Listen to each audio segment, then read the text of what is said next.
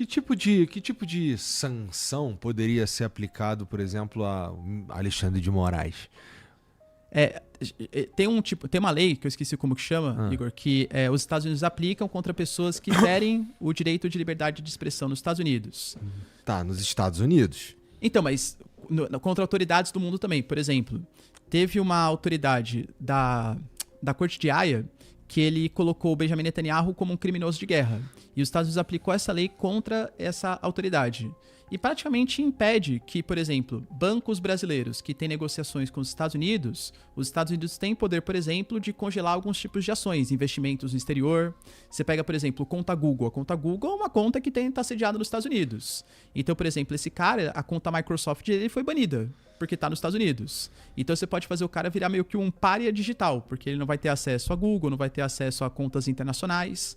No Brasil, claro que é mais difícil. Mas no sentido assim, de uma economia tão globalizada, os Estados Unidos sendo o país mais importante do mundo, eles têm poder, né, pra bloquear, pra sancionar. Daí, por exemplo, o Alexandre de Moraes, ele não pode entrar nos Estados Unidos, não pode ter uma conta no Google, não pode ter uma conta no Bank of America. Por exemplo. Não pode entrar no Facebook.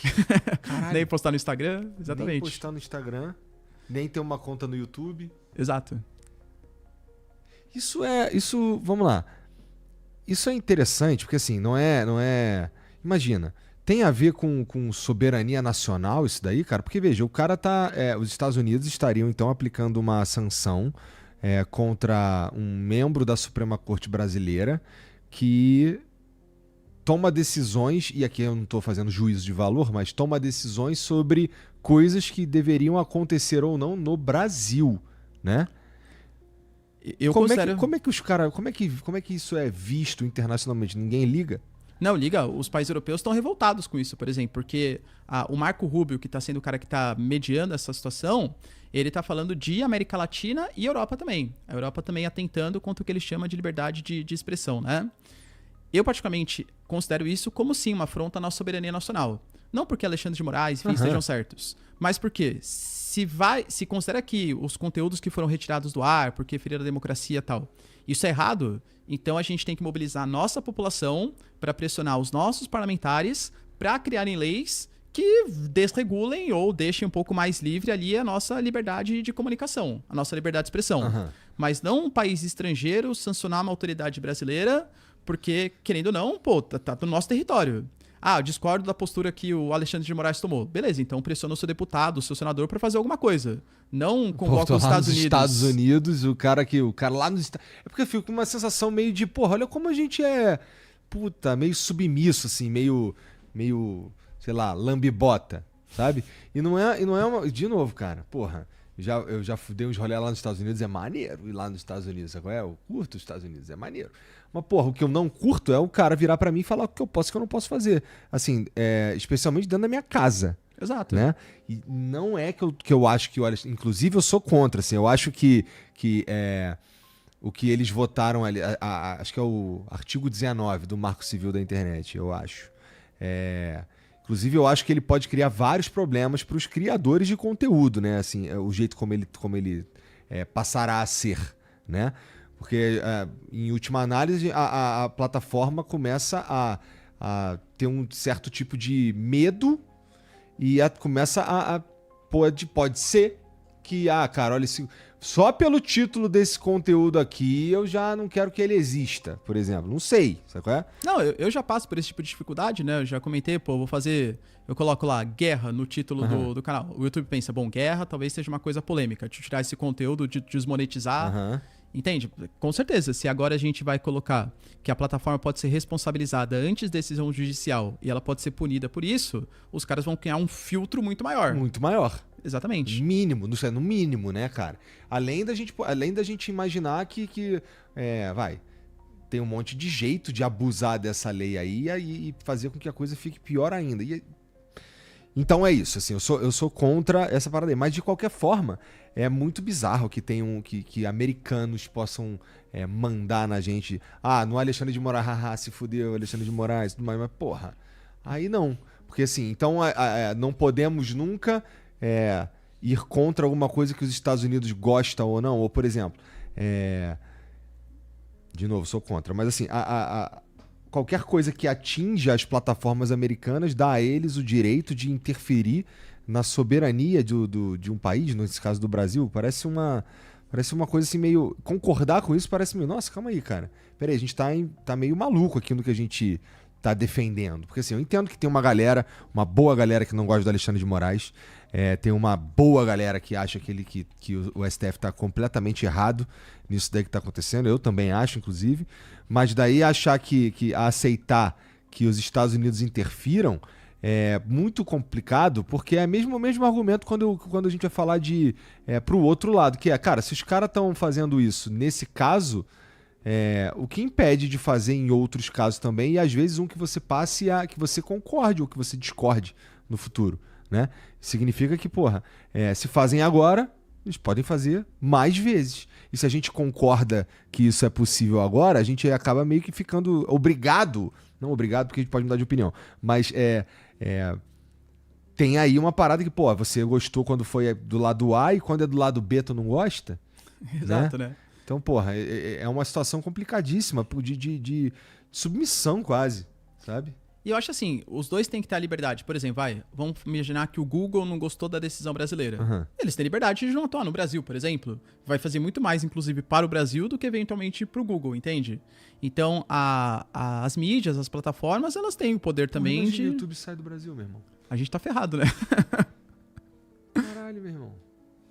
Mas eles têm a liberdade. Claro que o mercado brasileiro é um mercado gigantesco, são mais de 200 milhões de pessoas, então acho difícil perder... É o consumidor de podcast do mundo, então... Exato, acho que é difícil, né? Sair, eles vão ter muito mais que se adequar à lei, mas se for uma lei que inviabiliza o funcionamento, não precisa ter um estado americano que faça algum tipo de sanção. A empresa simplesmente deixa de atuar, eles têm a liberdade para fazer isso. Bom, nesse caso, o que foi decidido lá no STF assim, tem o potencial de atrapalhar bastante a gente. Essa que é a verdade, infelizmente. Teve recentemente o Trump dizendo que pode ser que deporte o Elon Musk, né? Eu vi isso aí. Vai deportar para a África do Sul, tal, por quê, né? Hoje, sabe o projeto The One Big Beautiful Bill? Uhum. Ele foi votado pela Câmara, passou, e hoje foi votado pelo Senado. Hoje. E ele foi aprovado. Teve um empate no Senado, ficou dividido, ou seja, alguns republicanos foram contra o Trump. Só que daí, quando tem um empate nos Estados Unidos, quem é o voto de Minerva é o vice-presidente. Ou seja, o J.D. Vance, e óbvio que ele votou para aprovação do pacote, né? E o Elon Musk, ele tinha falado que, mais uma vez voltando a fazer críticas, que esse pacote sendo aprovado vai endividar demais os Estados Unidos e vai fazer os americanos virarem escravos da dívida. Então vai ter inflação, tudo tal. Ele falou que se isso acontecesse, ele ia fazer campanha nas próximas eleições contra todos os deputados que votaram a favor do projeto. E dinheiro é uma coisa que não falta pelo Musk. Ele gastou cerca de 300 milhões na última campanha do Trump. Imagina ele investindo nisso para fazer campanha de difamação contra os caras que votaram. E ele falou também que a partir do momento que fosse aprovado esse projeto, no dia seguinte ele criaria um partido, que seria o America Party, né? O Partido América lá dele. E aí o Trump já começou de novo, né? O cara tava ameaçando de novo, falando mal das tarifas de novo. Eles estavam mais tranquilos um com o outro, né? Publicamente, né? Publicamente eles estavam mais publicamente, tranquilos. Eles não ficavam fazendo críticas públicas um ao outro. Mas não tinha resolvido nada, porque nenhum mudou a sua postura. O The One Big Beautiful Bill ia continuar sendo votado, o Elon Musk ia continuar com as suas convicções.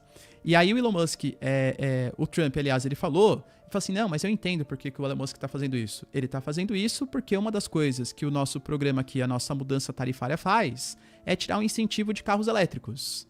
Ele até falou, poxa, não é que eu não gosto de carro elétrico, mas acho que o cara tem direito de escolher ter um carro a combustão, um carro híbrido, um carro que ele quiser, e o Elon Musk tá ficando chateado. Aí depois, uma repórter perguntou pra ele, falou assim, poxa, mas você tá brigando de novo com o Elon Musk e tal? E o Elon Musk falou, aliás, o Trump falou, que uma coisa que o DOGE, o Departamento de Eficiência Governamental, poderia fazer é ver os gastos que são feitos com as empresas do Elon Musk. Ele não fala tanto em cortar gasto público? Então vamos cortar gasto público das empresas do Elon Musk. Falando que se fosse fazer uma averiguação, bilhões de dólares poderiam ser economizados, e de fato é verdade, só que são empresas estratégicas, né? Ele não falou isso. E que também estaria cogitando deportar o Elon Musk. É uma coisa que o Steve Bannon já tinha comentado. O Steve Bannon falou, não, porque o Elon Musk, ele falsificou assinaturas, ele tá ilegal aqui nos Estados Unidos. Mas acho também que é pressão política, né? Pô, imagina, deportar o Elon Musk, que é responsável pelo programa espacial americano. Não faz o mínimo sentido. E eles ficam nessa bravata o tempo inteiro, né? Aí o Elon Musk foi lá e apareceu junto com o Javier Milei, né? Com uma motosserra. Sim. Isso que está acontecendo lá em Israel, pelo menos nos noticiários, ofusca um pouco do que está acontecendo na Ucrânia. Isso é porque parou de acontecer coisas na Ucrânia? Não, continua acontecendo coisas muito fortes na Ucrânia, inclusive. O Putin, ele tá mobilizando tropas agora, tanto na região de Sumy, que é uma cidade do nordeste da Ucrânia, como em Pokrovsk. Pokrovsk é uma cidade super estratégica. Segundo o Alexander Sirski, que é o chefe ali militar da Ucrânia, os russos já estão com 110 mil militares posicionados para fazer uma nova incursão territorial em Pokrovsk. Tem 3 cidades que são estratégicas para domínio ali de Donbass, que é Lugansk e Donetsk, que é Pokrovsk, Kramatorsk e Sloviansk. Se o Putin conseguir dominar esses territórios, ele consegue talvez o objetivo dele principal, que é o domínio da região de Donbass. Aí eu considero que pra ele tá ótimo, entendeu? Talvez assim, a cerejinha do bolo que falta é o domínio dessas 3 cidades, pra consolidação de Donetsk e Lugansk. Se ele dominar, os objetivos foram atingidos. Elas são estratégicas por causa das posições?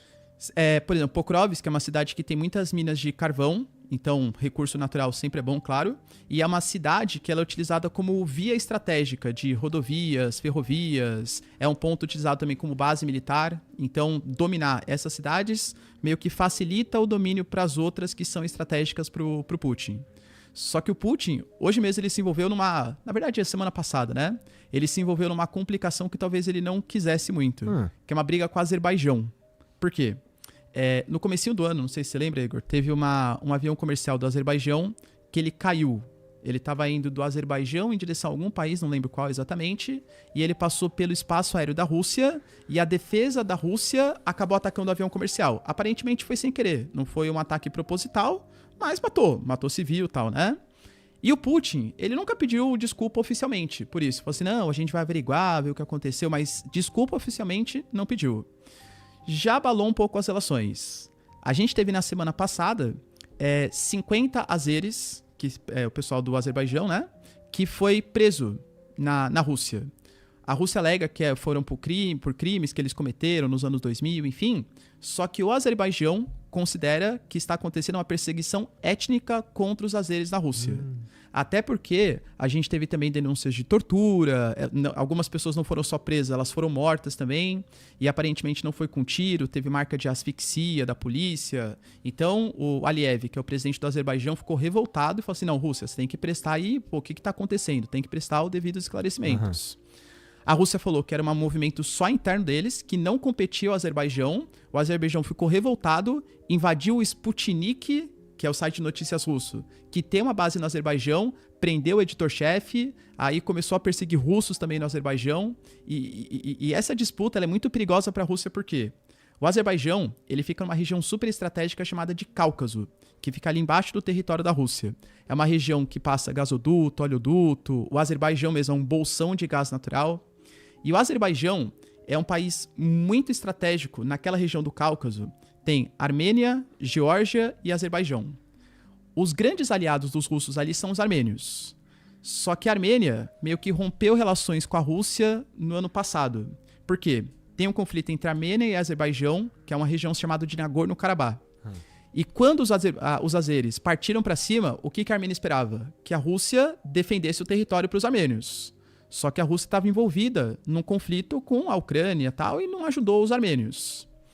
Se a Rússia ajudasse a Armênia contra o Azerbaijão tem um outro aliado muito importante na região, que é a Turquia. E aí ia complicar para o Putin, porque ele ia comprar uma briga com o Azerbaijão e com a Turquia, em meio ao conflito com a Ucrânia. Então meio que o Putin abre mão, entendeu? Pô, a Armênia se ferra aí, vai perder o território de Nagorno-Karabakh, e o Azerbaijão gosta do Putin, mais ou menos, né? Uma relação de mútuo respeito, vamos colocar assim. Agora, com essa disputa que está acontecendo de prisão de jornalistas, perseguição de azeres, perseguição de russos, isso pode fazer com que essa região que é tão estratégica e o Azerbaijão, que é grande aliado do Erdogan, da Turquia, seja mais o inimigo do Putin. E aí pode ser um ponto de preocupação pro Putin. Daí ele vai ter que prestar atenção em 2 lugares ao mesmo tempo, né? Exato, tanto que as palavras da Rússia, elas foram todas no sentido de tentar apaziguar a situação. Não, a gente fez isso, mas não é perseguição étnica, é só por questão mesmo de eram criminosos, mas aparentemente o Azerbaijão não está muito disposto a aceitar o pedido de desculpa, não. Os caras estão considerando que sim, a Rússia faz perseguições étnicas contra os azeres na Rússia. Caraca, e a Rússia tá. E lá na Ucrânia, a Rússia tá investindo para valer nessas 3 cidades que você falou. E se eles conseguirem isso daí, a gente pode esperar que o Putin dê uma segurada nessa guerra aí. Acho que Porque sim. é o grande objetivo dele, é aquela região. Exato. Resolvido isso daí, a princípio, dá uma esfriada. Exato. A tendência, né? Hoje o Macron ele ligou pro Putin também. Os dois falaram numa tentativa de cessar-fogo e tal. E eu acho que o Putin, se fosse hoje... Não, tô especulando aqui, né? Não tem informações privilegiadas. Mas acho que se fosse hoje, com os territórios que já foram conquistados pela Rússia, mesmo sem Pokrovsk, Kramatorsk, pro Putin já tá excelente. Já conquistou o acesso à Crimeia, já tem acesso a solos muito férteis de Chernozyon, produz muito trigo, cereais, controla a usina de Zaporizhia, tem acesso à Crimeia. Excelente. É que ele vai tentando postergar o conflito, porque para ele faz muito mais sentido continuar a guerra, já que a Ucrânia está mais frágil e possivelmente perdendo o apoio dos Estados Unidos. Por exemplo, o Pentágono, o Pete Hegseth, ele já falou que para o próximo ano a tendência é que reduzam os gastos de ajuda para a Ucrânia. E por mais, mas a União Europeia vai ajudar mais. Vai mesmo. Mas não vai dar conta de suprir a demanda de uma falta de financiamento dos Estados Unidos. Entende? A Europa está muito mais preocupada agora em se rearmar propriamente, colocar ali minas terrestres. A gente falou, por exemplo, né, que a OTAN anunciou aumento para 5% do PIB dos gastos em defesa.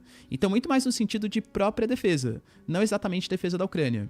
Então, tanto que o Zelensky ele vem colocando que a sua inteligência já percebeu que existem movimentações da Rússia, que está disposto a fazer ataques na Estônia, na Lituânia, na Letônia, na Polônia. Por quê? Acho que ele quer chamar atenção para a causa. Não pode me esquecer. Eu aqui estou lutando uma guerra contra a Rússia e é importante que eu seja utilizado por uma proxy war, uma guerra de procuração, para combater os russos. Porque se vocês não combaterem os russos agora, eles vão partir para cima de outros territórios da OTAN. O Putin falou que é mentira. O Putin ele anunciou que pro ano que vem ele já pretende reduzir os gastos militares da Rússia. A gente teve algumas declarações um pouco dúbias em relação à economia russa. O ministro da Economia da Rússia falou há cerca de 2 semanas que a economia da Rússia estava à beira da recessão. Depois que ele falou isso, no dia seguinte ele mudou a opinião, falou assim, não, mas calma, eu falei à beira, não quer dizer que está na recessão, tem que mudar algumas posturas, tá? Deve ter sofrido uma pressãozinha interna ali, né? E o Putin anunciou também que vai reduzir gastos militares. Hoje, a Rússia gasta 7% do PIB em defesa. Se for pegar todos os gastos federais que a Rússia tem, cerca de 35% é só no setor de defesa. A Rússia tem que manter um juros altíssimo para receber investimentos, isso dificulta financiamento, isso trava a economia. Para a Rússia é meio complicado também sustentar essa guerra. Então penso eu que a Rússia ela aceitaria fazer um cessar-fogo agora, se comprometendo o Ocidente a praticar o fim das sanções e tal, porque seria bom para a Rússia também. Entendi, faz sentido. Tá, o Trump ele tá menos investido nesse conflito lá, Rússia e Ucrânia, que nem você falou. O Pentágono tá dizendo aí que vai diminuir o financiamento lá. Mas o Trump, com essa intenção de ganhar o Nobel da Paz, ele a princípio estaria também bastante interessado no fim dessa guerra aí também.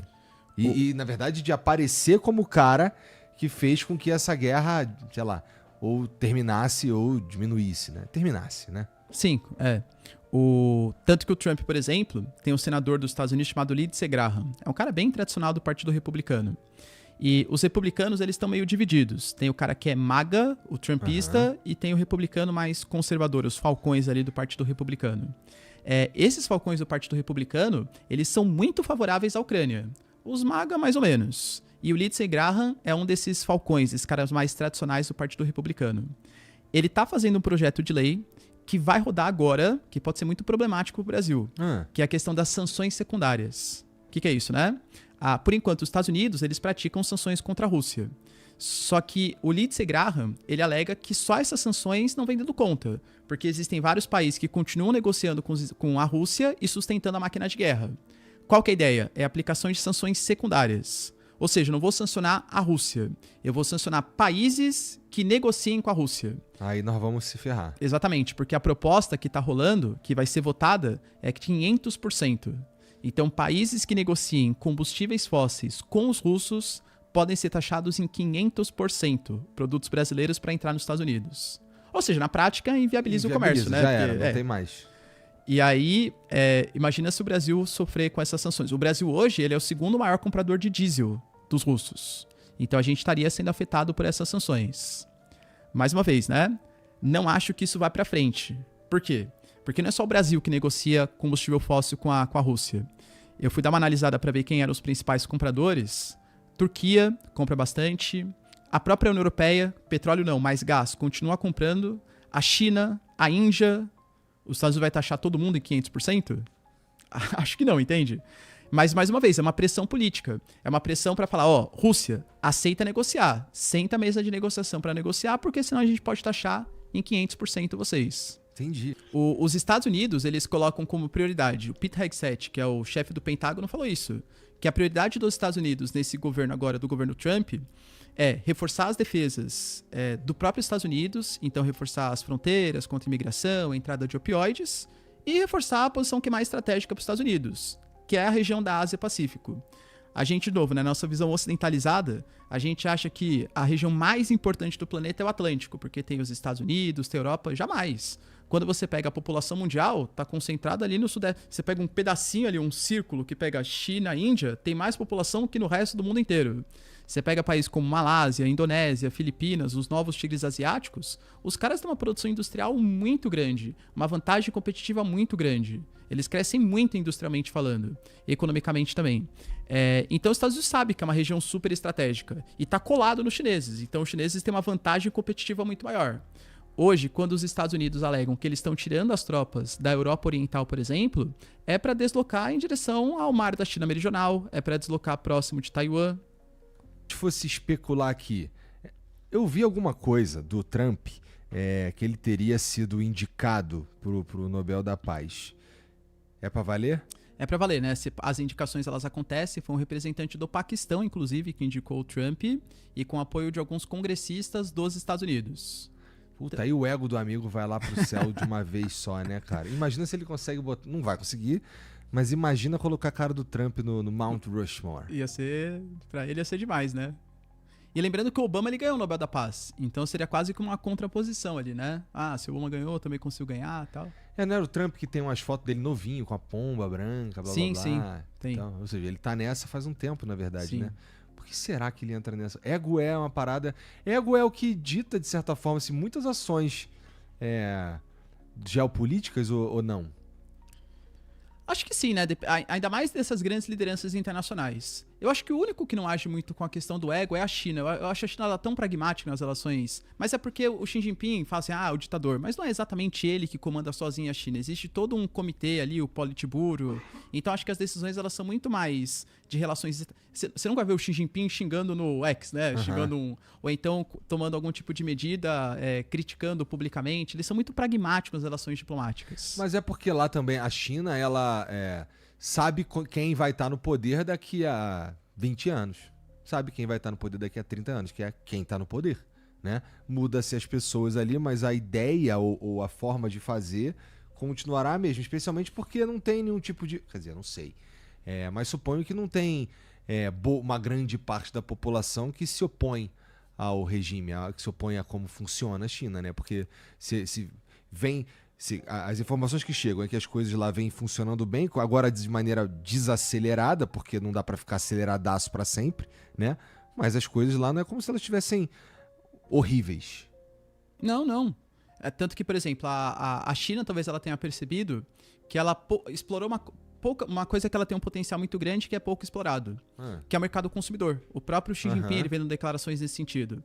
Quando você compara, por exemplo, o PIB, que é do comércio, serviços, da China em relação aos outros países, a China tem uma parcela muito pequena comparado aos Estados Unidos e tal. A sociedade chinesa não é uma sociedade muito consumista, não é uma sociedade muito voltada ao crédito. E acho que eles estão percebendo que esse modelo de só setor imobiliário, só produção industrial, talvez esteja um pouco saturado, e eles estão voltando até para incentivar o consumismo interno como forma de manter o PIB pelo menos crescendo os 5%. Então, sim, acho que a China ela tem alternativas, né? Que nem eu falo, eu sou professor de geografia, comecei a lecionar, eu tinha 19 anos, pô, vai fazer já uns 16 anos aí. Eu já ouço falar, não, próximo ano a China vai passar por uma crise muito grande, agora é a desaceleração da economia chinesa, agora ferrou, e a China ela sempre consegue se reinventar.